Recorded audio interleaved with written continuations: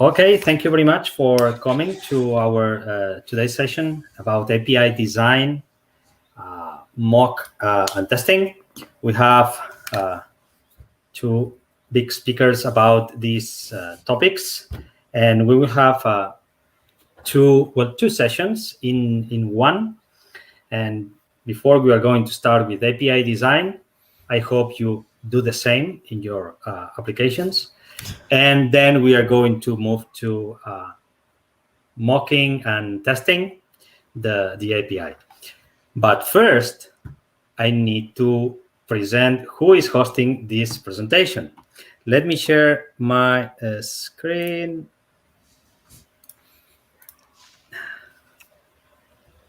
I hope you see very well the slides. Yes. Okay, so we are the Barcelona Java Users Group. And we are, well, now it's not up to date, this number. So we are more than 17,000 members, 1,700 members.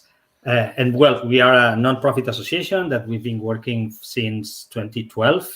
And we do, well, we try to do monthly, twice a month. It depends on the month, but at least one event every month.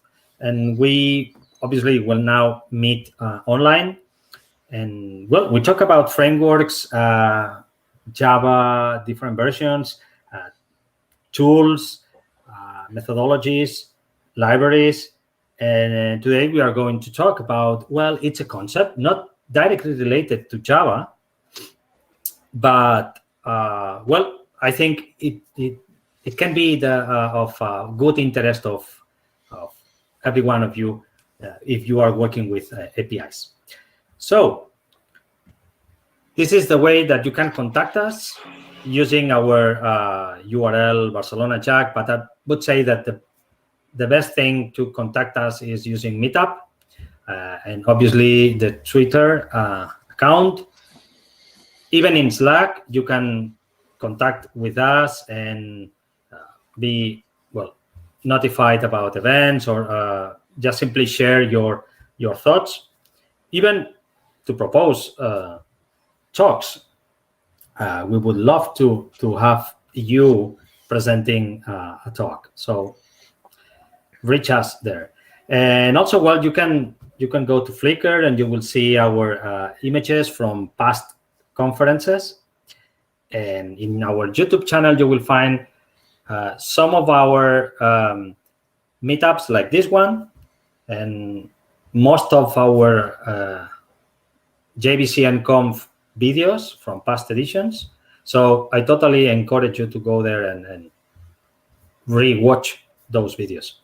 And finally, the JBC and Conf webpage that stay connected, because soonish we are going to share some news about JBC and Conf. So yeah, be in touch.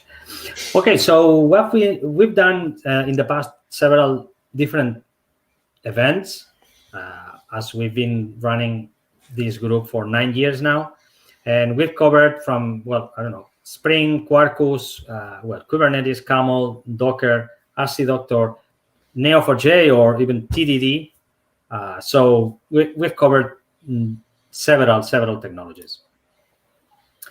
And we are very proud about our last edition of JBC and Conf in 2019.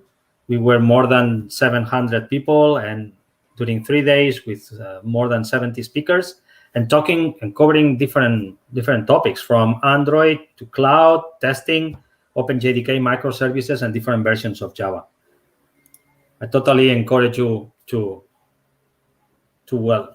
try to go to this conference whenever it is possible, because it's a unique experience. Well, I'm a bit biased, but I would say that it's a very good conference. You see here some pictures about the different moments of the conference, and anything is possible without a big group of volunteers and people that are involved and investing their own time in this event. Thank you very much to all of them. The next event that we are going to cover in April 21st is, it's about JVang. Max will come to talk about this new technology that can allow you to use Java as an scripting way. Very interesting, and I totally recommend you to attend. I would like also to thanks our sponsor that is providing this connection to reach you. So thank you very much, Jakarta, and for giving us this connection to have these talks.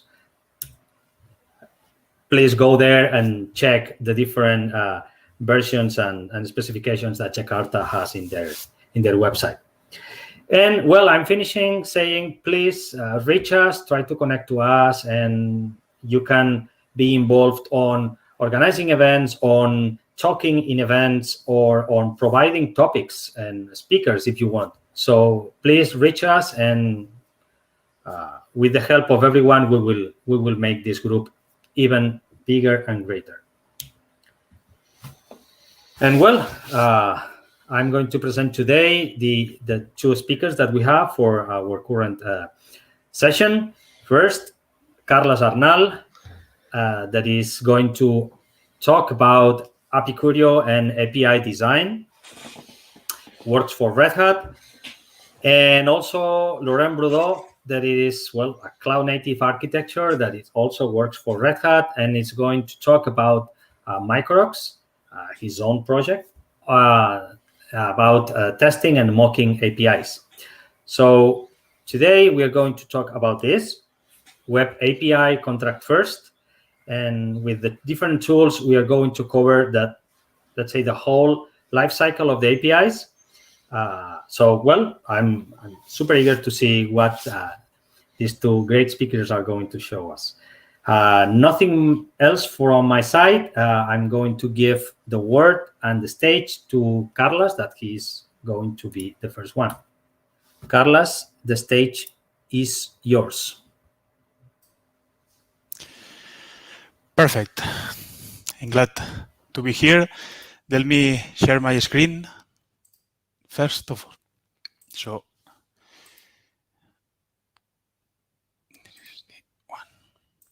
perfect. And please let me know if you are seeing the screen correctly or not. Yes, perfectly well. Okay, perfect. So, first of all, I'm Carles Arnal. As Jonathan said, I'm a software engineer working for Red Hat in the API world. And I'm going to introduce the design-first approach.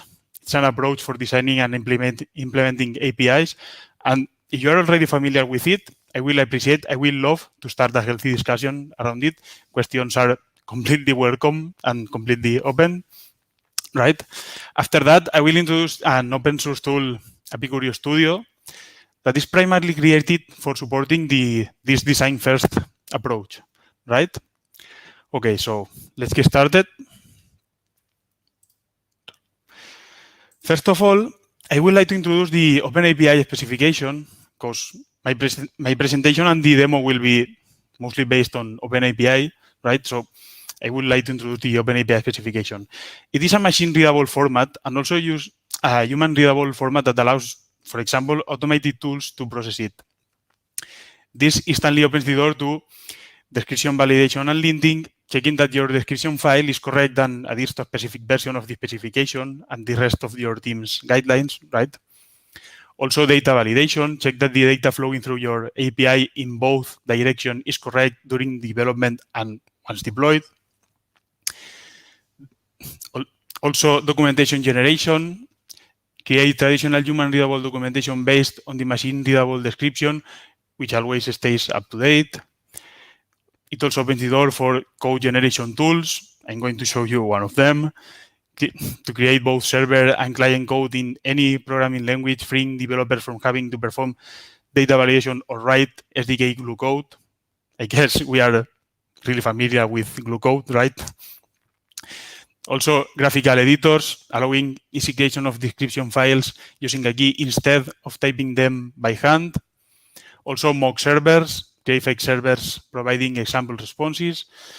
Security analysis, discovery possible vulnerabilities at the API and design stage instead of much later. And yes, production, I'm looking at you.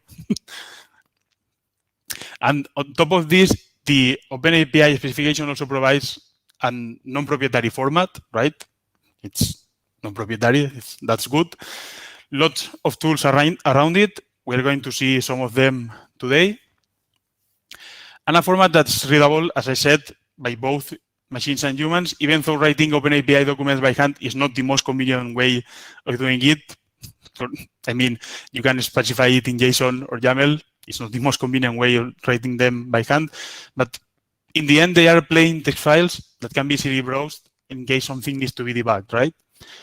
So that's the OpenAPI introduction that I wanted to do. And now let's go to the design first concept itself. Sorry. So design first is a contract that should be language agnostic, right? And readable by both humans and machines, helping to streamline adoption and improve interoperability between applications.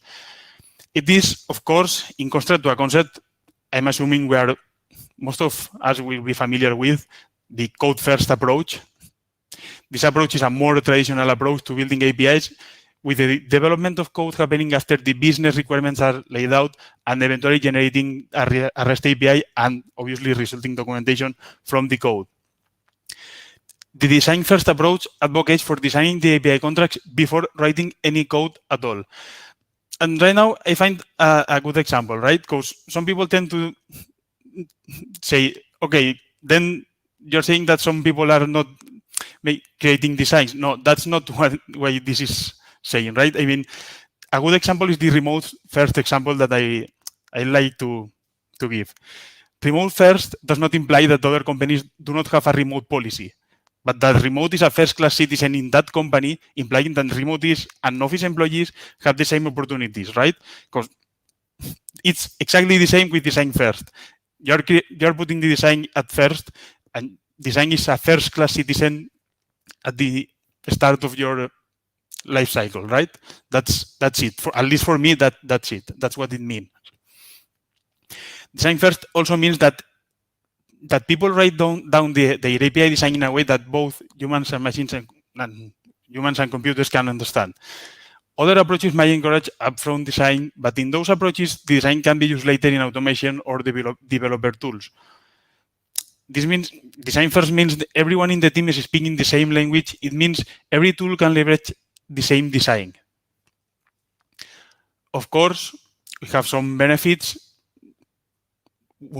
The most important ones, at least for me, is that you can write product-driven APIs. Teams can include product managers and QE engineers earlier in the process to help shape the API features. Also, design-driven development. Developers can use the API design to drive their development efforts. Automated tools can guide them on what to build and make sure they are building the API according to the design. Also, working in parallel, people can start building API clients before the API itself is finished. These are API consumers, producers, and technical writers to work on the API on it in parallel rather than waiting on each other, right? Also, of course, shorter feedback loops. The API team can use automated tools to get faster feedback to validate their design. A team can try out the design and view its documentation as they write rather than waiting until developers deliver working code. And of course, and I think this one is important, helping the DevOps culture, right? I mean, a DevOps team can use the API design to test an API before it's deployed into production. They can use automated tools to check implementation against the design rather than checking manually, right? Of course, the design-first approach comes with some challenges. I mean, it's not all perfect, it's not all good. It comes with challenges, some problems, so to speak. Some of them are the synchronization, right? How to make sure that the API design implementation stays in sync. What's the source of truth? I mean, you need to check that everything is right. Of course, the maintenance, how to effectively maintain and evolve the API after the initial implementation. Okay, I created the API, but I need to add new endpoints. I need more things. How to ensure that this is maintainable in the long term, right? And of course, one of the challenges is velocity. Will adding a design step slow down development? I don't think so, but let's see, right? Okay, so let's see a tool that attempts to address some of these challenges, right? That is Apicurio Studio. Apicurio Studio is a web-based API design suite, primarily but not exclusively built to support design-first REST API development. It provides a way for users to collaboratively and visually design the APIs prior to or concurrent with the implementation. It is, of course, an open source project and creates an open API definition. It has a visual editor, which means that you don't need to edit the open API source, right? You can just use the visual editor to edit the definition. It is quick and easy to start with it, and you can collaborate with others in real time. Okay, I think that's great. Something like Google Docs, not as fancy as Google Docs, but I think that's great.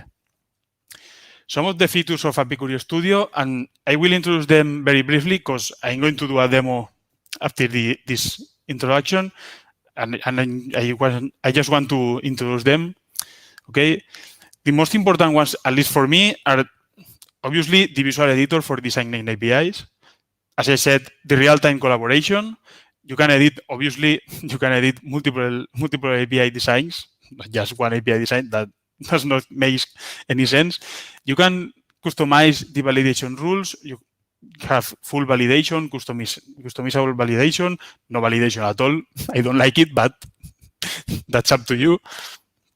You can transform your API definition from OpenAPI 2 to OpenAPI 3. And one cool feature that I like is the generate or bootstrap an implementation project. And also, and we will talk about this later, we have an integration with Microx for mocking our API. So now is demo time. So let me exit from here and go to the studio. So this is the studio dashboard, the studio main page. Here you can create, you see your current API definitions. Here I have my own definition of another tool from the Epicurio group that's not directly related to the studio, right? Now, the first thing that I would like to recommend you to do is to create a linked account with GitHub, because we are integrated with GitHub, and for some features, basically the code generation, we use that integration in order to publish to GitHub for you, right? So you can do it in the settings page, in the linked accounts.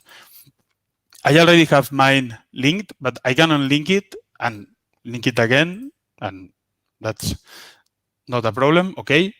That's everything you need to do, right? And now I can go here and just go ahead and create a new API definition. I'm going to create an address book API.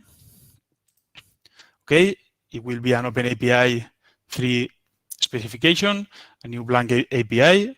Okay, good, perfect. And just go ahead and edit the API. Obviously, we just created the API, so we don't have paths, data types, anything at all. So let's go ahead and add some paths. But first, I want to clarify that I'm going to skip some features here because I'm going to go to the API definition itself. First of all, let me share with you how you can add a license. I am going to pick Apache 2 for the license, right? That's it, license set. So let's go ahead and let's add a couple of paths. So I'm going to create an addresses path along with a addresses path by ID, right? So the first one will have a get operation. Here you see that I have created two paths. Here we have the operations. You can add here the operations, right? The addresses path will have a get operation and also a post operation, obviously, right? The first one will be a get list of the addresses, right? And obviously, second one will be for creating a new address, right? Okay. This other one, the addresses path by ID will have a get operation for getting a concrete address, a put operation to update the address, and also a delete operation, obviously for deleting the address, right? This is how you add it. Now, obviously, most of the paths and the endpoints will have this a response type of the same kind, right? I am going to return something like an address, probably, right? So you can go here, you create a data type. I'm going to create an address data type.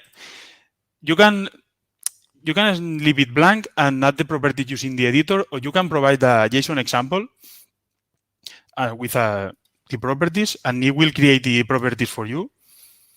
So let me do it very quickly. You will have an ID, obviously, and a country.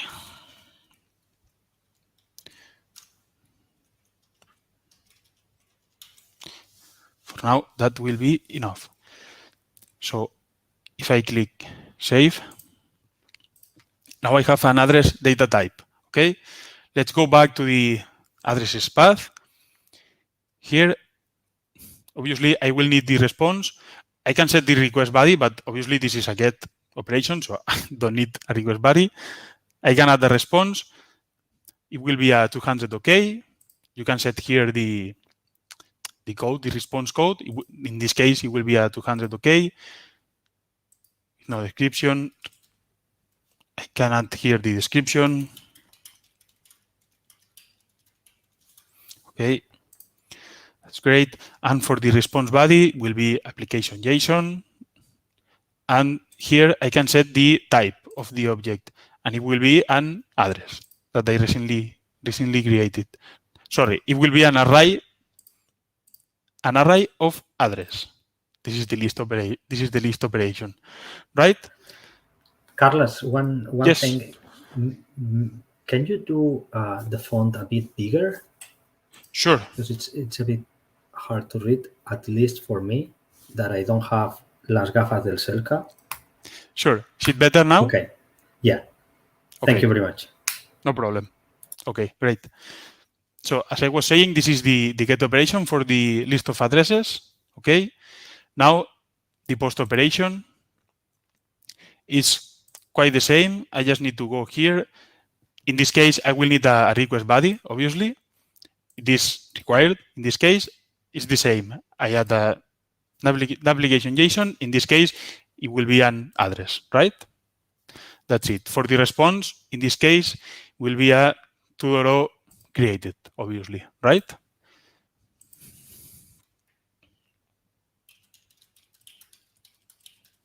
Can add the description of the response here. And that's it for the addresses operation, right? I think it's quite simple, quite easy to get started with this. Now I'm going to add the addresses path by ID. For the get operation, it will return the address by the ID. Okay, this is good. And now, but first, obviously, this path has a path parameter, right? Path parameters can be defined at two levels. It can be defined at the path itself, or it can be defined at operation level. This is intended because maybe you want to override in some cases, the address is a string for some reason. In other, is an integer for another reason. I mean, you can define it, you can override it here. For this case, I am going to create it at path level because it will be the same for the 3 endpoints, right? So just go ahead and create this. And for this example, it will be just a string for the ID. Maybe a UID, I don't know, but something like that. It will be just a string, right? Okay, so this is the get operation. In this case, I have the path parameter defined here, and for the response, it will be a 200 OK and just an application JSON of type address. Okay, that's it. You can give, of course, a description.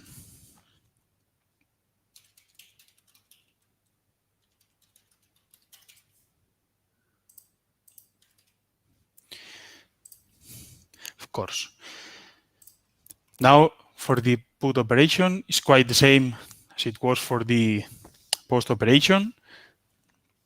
In the summary,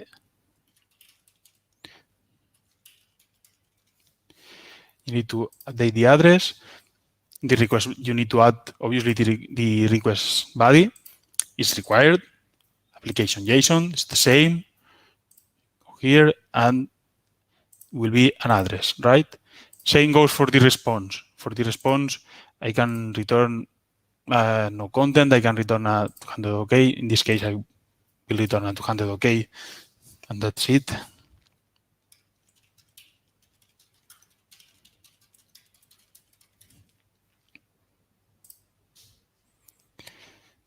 So now I'm going to update the delete operation. It's the same, summary. Delete an address by ID. Obviously, I will need a response. In this case, will be a 204 no content. Just has been deleted, right? So no content. Makes sense. That's it. And that's it for this example. Now, let me check that I added the summary for all the operations, because you will see in a minute why that's required. Okay. Now I have my paths defined using the visual editor, right? That's great. I mean, you don't need to edit the source itself. Now, if I go back to the address book API itself, I exit the editor, right? If I hit the preview documentation, now you have the documentation here for your API, and that's great, right? I mean, from here, you can download the OpenAPI specification file itself. It will generate the file for you. So that's it. And now I'm going to show you one of the cool features. And actually, at the end of the presentation, I will give an introduction for something that we are developing right now, but it's still in progress. So let's see. But I think it's really cool. So now here you have several options. You can publish the publish option will publish your API, OpenAPI definition, the JSON or the YAML. You can choose it to Git, to GitHub, to GitLab, to whatever you want to integrate with. Of course, we have, I forgot it, and it's important, we have real-time collaboration. I was editing the API here, and you can collaborate with your colleagues, with your folks, but to do so, you need to send them a collaboration invite, right? You need to invite a collaborator here. This will generate a link for you, and you need to share that link with your colleagues, and that's it, right? And you can edit the same API definition at the same time, right? I think that's cool. And now the last thing that I want to share or I want to show is that a cool feature. I think it's important is the generate project, right? I have my API defined, my OpenAPI specification also defined, but I want my code to be to match this specification, right? Okay, so let's hit the generate project button. Obviously, in this case, I will bootstrap a new implementation project. You can also update an existing implementation project. Obviously, if you have generated or created your project outside of Apicurio Studio, that could be a problem because you will get a lot of conflicts. I mean, this is not meant for that. So I'm going to bootstrap a new implementation here. Type Quarkus. For now, we have Quarkus, Thorndale, and just plain JAX-RS, right? So for this, I'm going to pull address. So this goes here.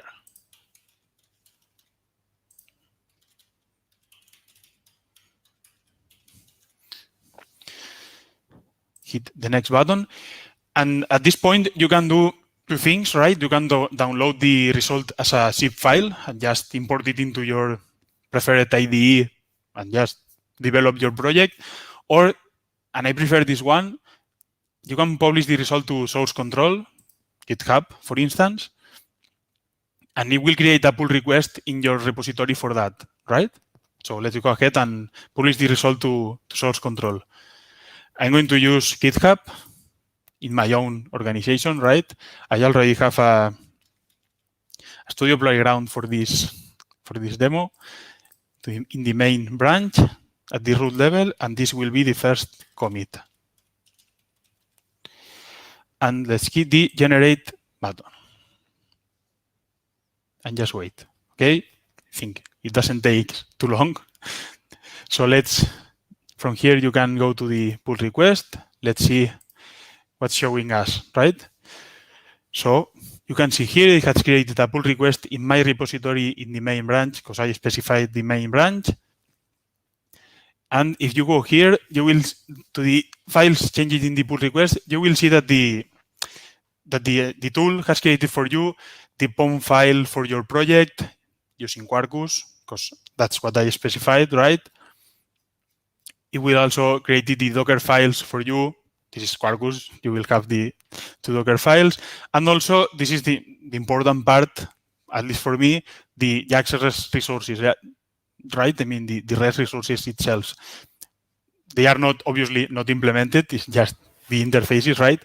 And obviously, yeah. Carlos, can you just simply zoom a bit? Because I think it's important to see which is the files that it generates. Sorry. Because it's very, I use them, so I like it. So that's why I wanted to share with the rest. Yes. Thank you. Great. Thanks. So it will generate, as I was saying, it will generate for you the POM file for your Maven project, right? I think it's important. In this case, I have Quarkus dependencies because that's what I chose in the previous step, right? So that's why you are seeing Quarkus dependencies in the POM file. And it will also create the Docker files for you. It's cool. I mean, it was what the Quarkus does for you also, so why not doing it? And of course, it will create for you the endpoints, the interfaces for you, right? With the endpoints that I have created, the list address, the create new address, the get address by ID, the update address, the delete address by ID, right? And it will also create the actual address bin with the proper annotations for the JSON file, right? I mean, it's quite cool.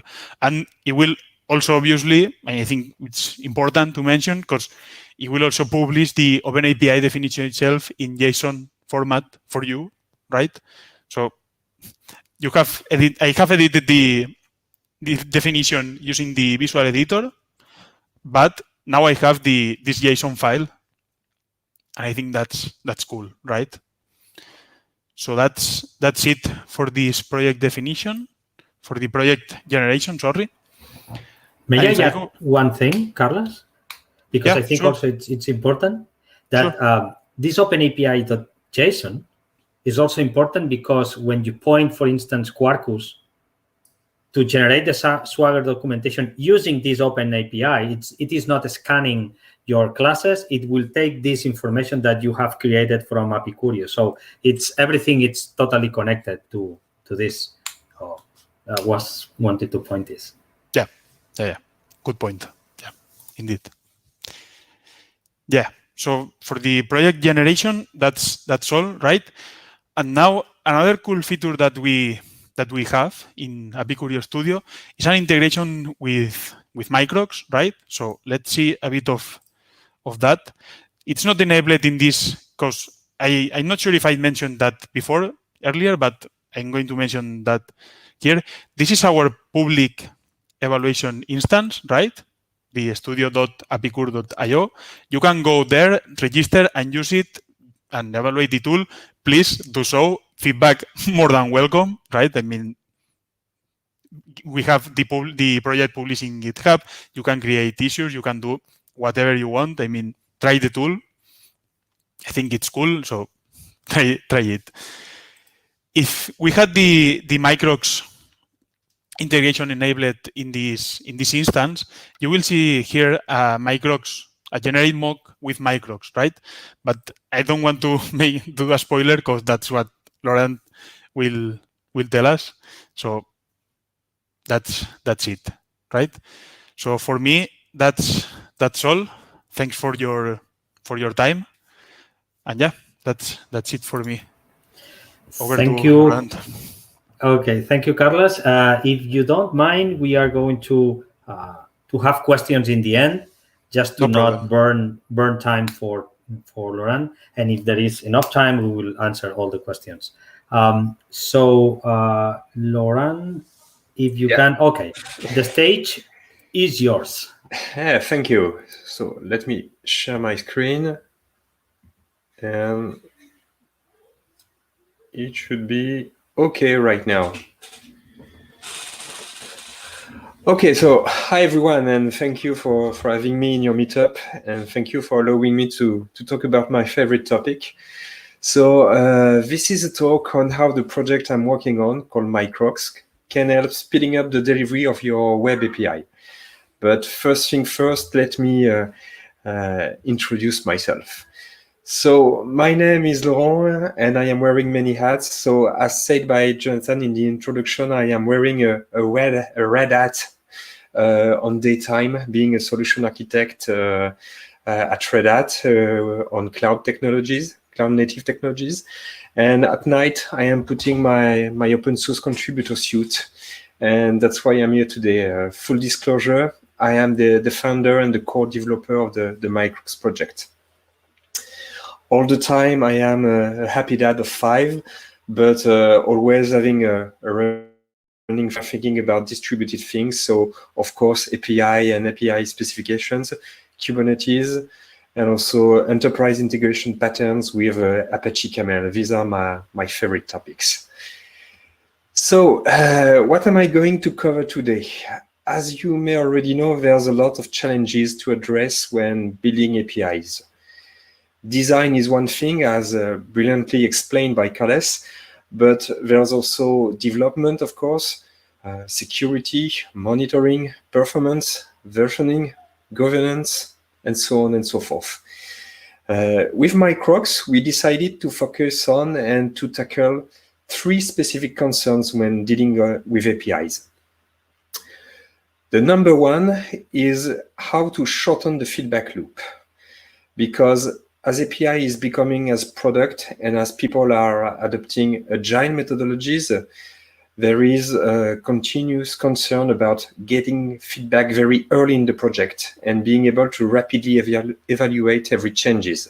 So this is our main driver.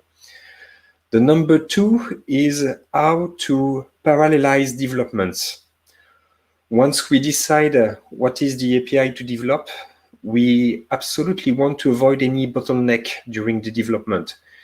We especially do not want to have front-end developers to wait for backend to be ready, or having, for example, the team in charge of the microservice A to wait for microservices B, microservices C, D for releasing their version. And number 3 is how to validate implementation. And this point is getting crucial as when you are releasing the version, let's say the version 2.2 of your API, you will need, if you respect the semantic versioning, to be sure that your implementation is compliant with the 2.2 contract, but also with the 2.1 version and the 2.0 version.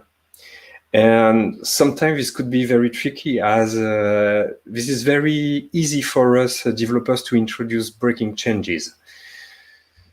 So Microx is tackling these three concerns, and it's a project I started some years ago and that has reached the 1.0 release last summer. We are now at release 1.2, and it aims at providing an open source and Kubernetes native tooling for API mocking and testing.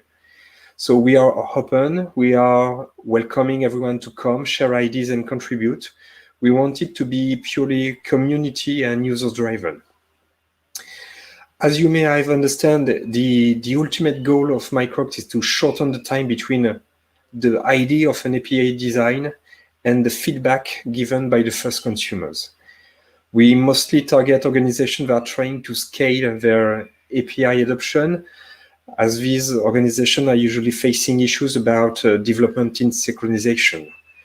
They're also facing issues regarding contract testing, content validation, because with medium to large organizations, it becomes very difficult to continuously move API consumers to new API versions. Most of the time, API consumers want to stick with the version they are using and do not want to upgrade. So these organizations are using Microx integrated within their CI/CD pipeline to continuously check that the new release do not introduce breaking changes. A big differentiator in Microx is that it is doing mocking and testing for all your APIs.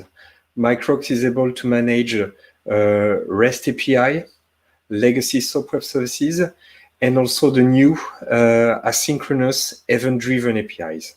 I hope I will have the time later on to cover this a bit. How Microx is doing that? Indeed, it integrates strictly in a design-first or a contract-first approach, for sure, because it is using all the syntactic elements of your contract. But even more importantly, Microx is taking advantage of the examples you have provided within your contract. We often neglect the importance of example. Most of the time, we let some tools generate them, and then we hang on with all the string properties having a value of string, for example, all the number properties having a value of 1, and so on. However, we do think it's a best practice to pay great attention to the examples. They should represent real-life scenarios. When they are carefully chosen, the examples are really good illustrations of business expectations, and thus they can be later used as executable specifications. So basically what we are doing with Microx, we turn your examples from your specification into actionable simulations so that we can realize mocking, and then we reuse them as data sets in order to realize testings of your API once you have developed them. Okay? So let's switch to some demo to better illustrate how Microx is working. Let's go. So let's say we are designing a registration API. This could be the meetup registration, for example. It's a very common use case. And within this API, we want to define two operations. One operation that allows us to get the accepted registration, and another one that allows us to create new registration.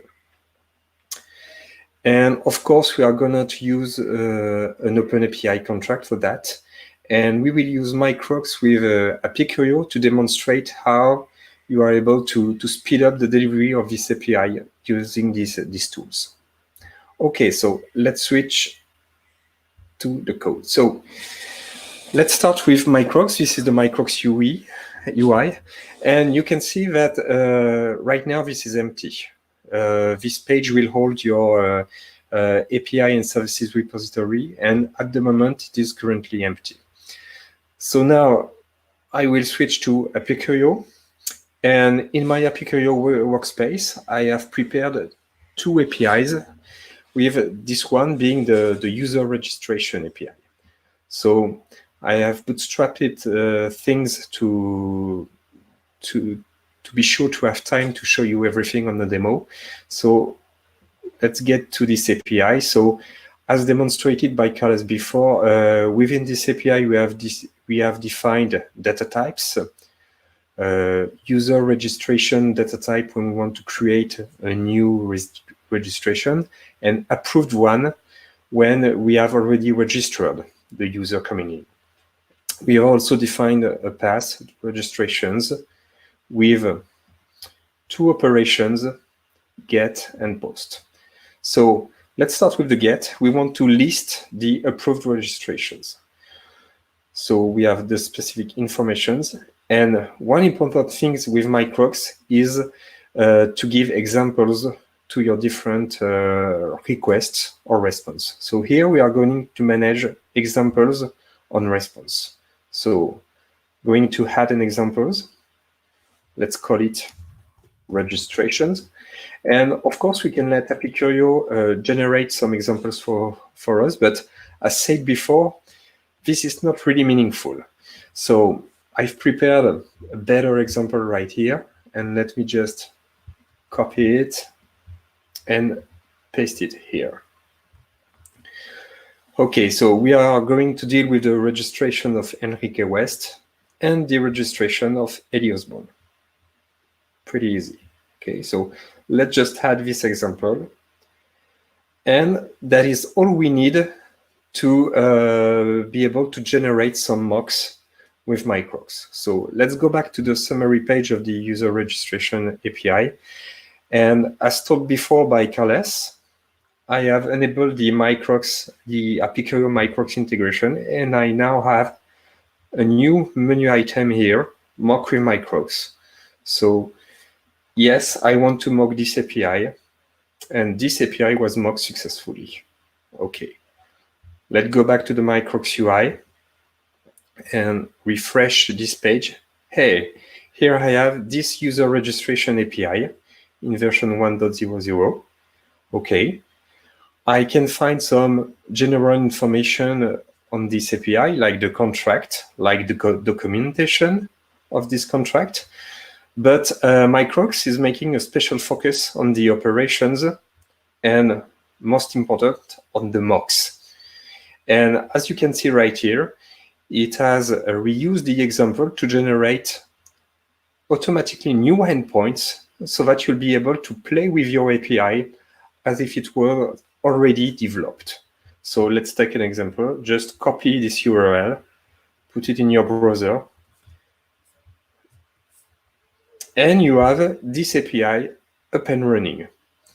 So front-end developers can already start playing with your API as it is already exists, even without writing a single line of code. Okay, so it's pretty easy to go back to Apicurio to add some new examples, to refine the examples definitions, and they will be automatically updated within Microx. Okay, so this is the first point, the get operation, that is pretty easy. Let's now switch to the post operation. Okay. This one is a bit more tricky because usually when you are sending data to your API for creating a new resource, you expect to have this resource back in response. So it implies having some kind of dynamic behavior. Okay, and that's also pretty easy with Microx. Regarding the post operation, I can define some examples on the request body. For example, I will register a new user called Chuck Norris. But regarding the response, I want a pretty different behavior. What I want to do is a response that corresponds, that matches the data that I have sent to it. And it's easy with Microx because we have some kind of functions or expression language that you may use to define your samples. So here, right here, we are saying that a response will have an ID property, and it will be a random string. It will also have a full name property, and here we will reuse the full name that was given in the request body. Same thing for the email right here. And the registration date will be a little bit different. It will correspond to the timestamp that we created the resources. So we will have, using this notation, a dynamic behavior when using the mocks provided by Microx. So let's check how it is represented in Microx. If we are looking at the post-registration, you can see that I have this endpoint that is usable right here, and I have this expression language that is used here. So let's use this URL just using, for example, a curl command. So let me copy paste this command. So here I am invoking the Microx endpoints, the endpoints that has been generated automatically when I have deployed my OpenAPI specification. I want to send some JSON right here. Okay, and I'm specifying that I'm creating a registration for Laurent Boudou. Okay, just executing. And yes, you can see that I have different results right here. So I've got a dynamic identifier that has been generated for me by the mock. And I have the results here. That was the data that I sent with my request. Let's make another test, changing things, changing my email address, for example, switching to Gmail. And yes, I have an email address with Gmail.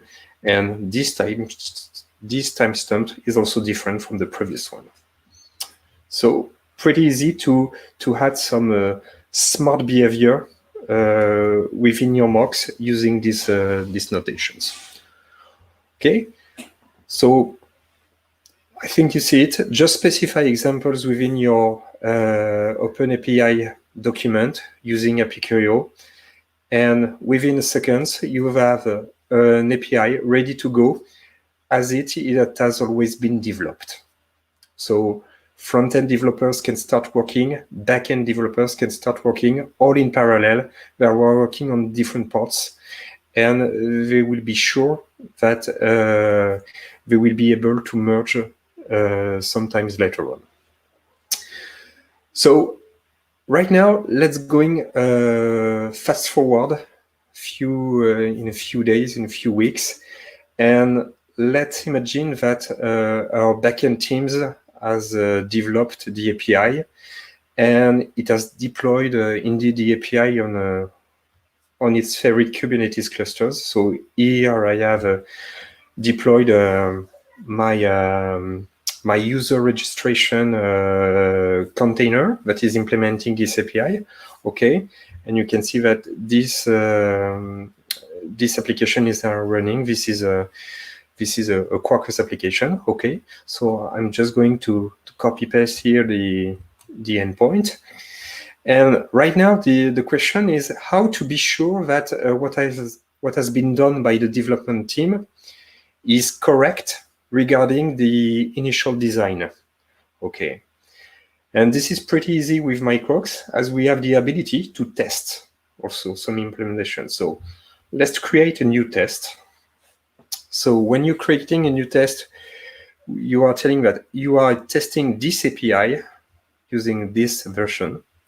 You have to specify your test endpoint. Okay, this is the endpoint where I have deployed my development done by the backend team. And I have to choose a runner. There is a different runner in Microx that allows you to apply different validation strategy. And right now, we want to validate the API regarding the OpenAPI schema that was found within the specification. So we just have to launch a test. And it's pretty fast because it's Quarkus inside. And we can see that, yes, we have checked that this implementation is compliant with our specification. We can have access to the full results. So this is very useful if you want to troubleshoot some things, or if you have seen differences between different environments. And the results allows you to access the payload and the headers that was exchanged with the implementation and the test. You can see that the result here is different from the mocks, and that's pretty obvious because our implementation is connected to a database. But that's not a problem for the validation, because Microx is taking care about the validation of the structure. It does not care about the data. It just checks that the return structure is compliant with the schema you have defined within your OpenAPI document. Okay, so that's pretty powerful way to test your implementation. So you can easily run tests, keep an history of different tests realized on different environments, and so on. Okay, so that's it for the REST API use case. Now let's spice things a bit by adding some events. It's a very common need to trigger some actions on the CRM, on the marketing side, when a new user or customer register. And for that, we do not want synchronous blocking interactions. We want to decouple our services, and we will use an asynchronous event-driven architecture of that. It is very, very well suited for that problem because of the technical and the temporal decoupling it provides. So now we want our component to publish a message on a Kafka broker, on a Kafka topic, each and every time we have a new user registration. This event publication can also be considered as an API interaction. And that is particularly the goal of the new async API specification. In a few words, async API can be considered as a sister specification to OpenAPI, but targeting event-driven architecture. And async API is also an open initiative that recently joins the Linux Foundation. So let's see right now how Apicurio plus Microx are able to handle that new use case. So back to Apicurio. Of course, I've lost my session, but just refreshing. Yes, back to Apicurio. I'm now switching to the second API definition I have prepared. And if you are looking at the logo right here, this is the async API logo. So this new feature in async API in Apicurio, is not yet available on the public-facing studio. You have to explicitly enable it. But Apicurio now has also a visual editor for the async API specification.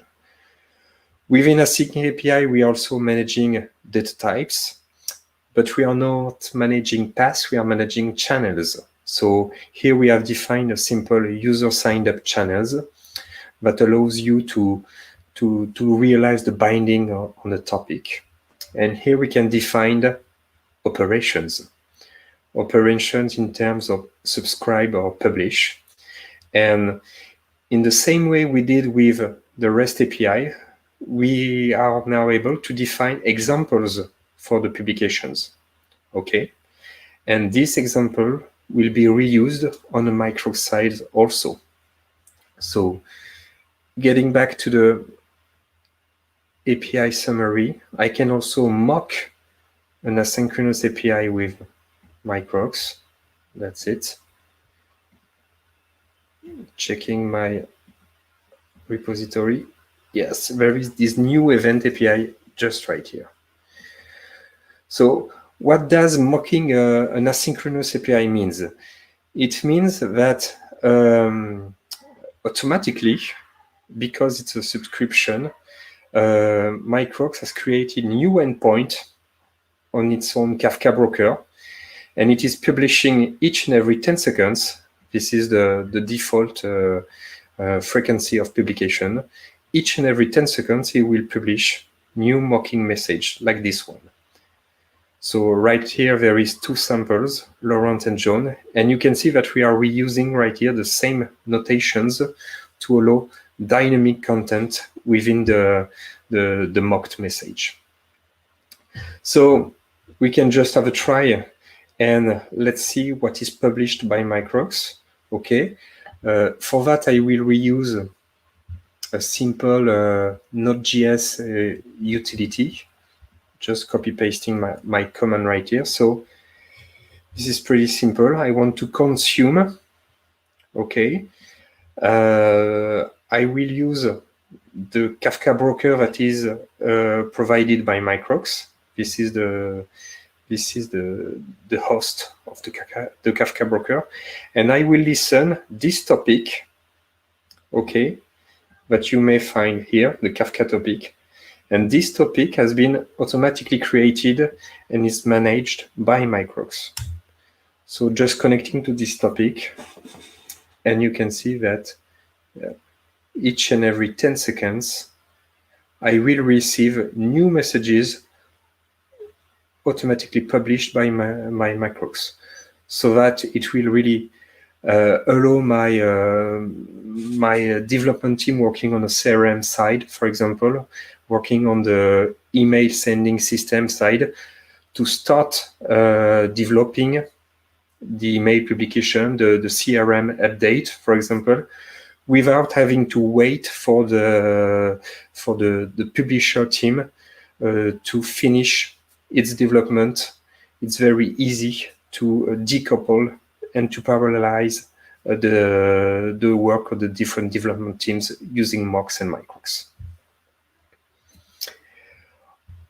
Okay, so that's it for an appetizer on async API mocking. Time is running. So as a wrap-up, to summarize what we've seen today, the first use case of Microx is about simulation or mocking. It integrates with sources of truth for API contracts and assets. So your API contracts may be in a Git repository, for example. Microx is able to connect, to discover it, and to generate live endpoints in seconds. So basically for HTTP-based API, it means HTTP endpoints, but for Kafka APIs, it means generating and managing topics. And Microx is then able to simulate messages as soon as it has access to the contract. And it can use different assets as source, like Open API specification, Async API, and it may also reuse some Postman collections, SOAP UI, or of course, Epicurio projects. And the second use case is about ensuring compliance of API implementation. So once your team has started development, you can plug Microx within your favorite CI/CD pipeline runner. So at each and every commit, you can check if changes break compliance on current API versions, or you can even check regarding older API versions so that you are sure to respect the 17th versioning, of course. Right?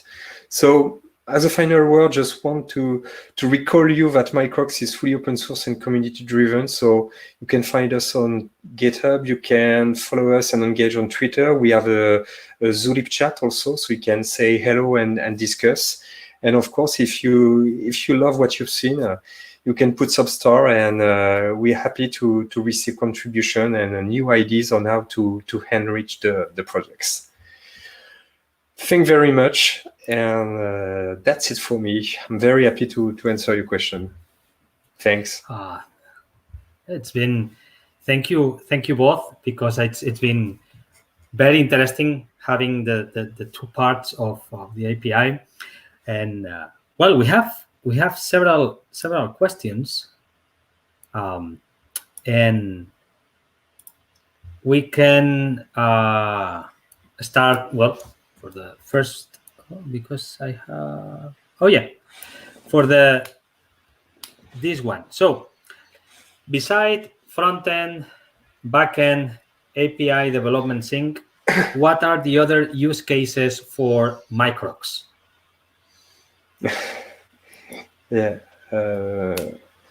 So obviously, people use it when you start using it. They are considering their API transformation programs, these kind of things. But I've also heard some funny use cases. For example, there is these people that is that wants to develop a chatbot, and is simulating all the backend interaction of the chatbot. So before actually implementing its chatbot using AI, using machine learning and so on, it has used the very powerful matching engine of Microx to simulate some smart responses and to test its products before actually starting development. So this is a funny use case. Another use case I had in mind is that people are also using Microx for example, as a tool for helping setting up performance testing environment. So with Microx, they are able to mock and to simulate all the dependencies of the application they are actually testing. And they are tweaking the response time of the different services so that they are able to check how the application behaves when the dependency starts responding with some latencies or starts having degraded responses. So very for them, it was very easy to set up this using Microx instead of recreating a whole new environment from scratch. Okay, thank you. Now we have one for Carles. I already have my API defined. Can I still use Apicurio Studio? Okay, so the short answer is yes. You can import an OpenAPI definition into Apicurio Studio, right? So short answer is yes. Obviously, you will need to import a proper OpenAPI definition, but the answer is yes. You can import your OpenAPI and continue the design of the API from that point. Okay, fine. Thank you. We have another one about Microx. So you demonstrated the Microx UI with human interactions, but are we able to automate things through an API or any other tool? Yeah, indeed, Microx, all the Microx features are exposed through APIs, and we also have a CLI. So it's really easy to realize all the things I've done right here through the GUI directly within your CI/CD pipelines, for example. There is also users in the community that are directly popping up new Microx instance within their CI/CD pipelines. And then when all the tests have been executed, they are dropping everything and they will recreate one on the next iteration and so on. So really easy to automate everything. Okay. Yeah, for Apicurio Studio, do you plan to add support for other formats in Apicurio Studio? Again, short answer is yes. And also, Laurent did a bit of a spoiler, obviously, because he showed the async API support in Apicurio Studio. So the answer is yes. We are planning to support other formats in Apicurio Studio. Can it also use Swagger version 2 or only OpenAPI version 3 and above? So it's a good question. You can use it, but it will be a bit of hard to use it because there are some compatibility issues. So Okay. you can try it, but I cannot guarantee it to work without issues, without problems. Okay. Thank you. We have another one that came from Twitter.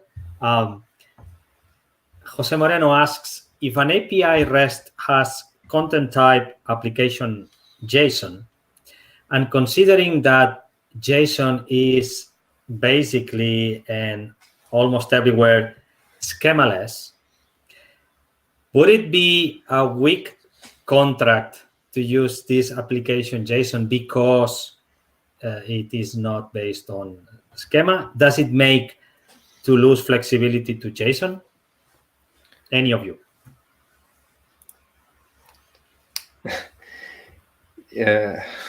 Okay, let's start. So indeed, I will say it can be true that JSON can be considered schemaless, but when used in interaction with OpenAPI, it can be indeed it can have a schema because there is a specification called the JSON schema, and OpenAPI is wrapping this specification.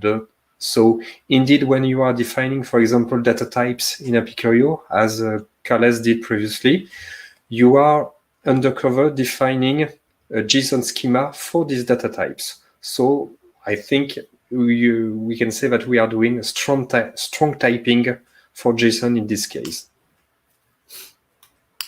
Yeah, and also I'm not sure because I didn't check, but with the REST endpoints generated by Apicurio, is it using the validation annotations in order to check that the object received in the method is valid against the constraints? No, I don't think so. It's not having the validation annotation, right? And I agree with Laurent. I mean, I don't think it's a weak contract. I think the opposite, right? I think it's a strong contract. So, yeah. Okay, thank you. Okay, this came from me. Is Microx able to export the metrics for the test sessions? About to have like a report with all the performance and the tests that passed, the tests that not passed, and all the sessions that you have executed? Yes, all the data attached to a test are stored within the database. So right after being executed, they are available using the different APIs. So right now we are not doing reporting. We are not generating a nice HTML or PDF report or what else, but all the data can be fetched just after the test to do some other reporting or computing or whatever. Okay, thank you.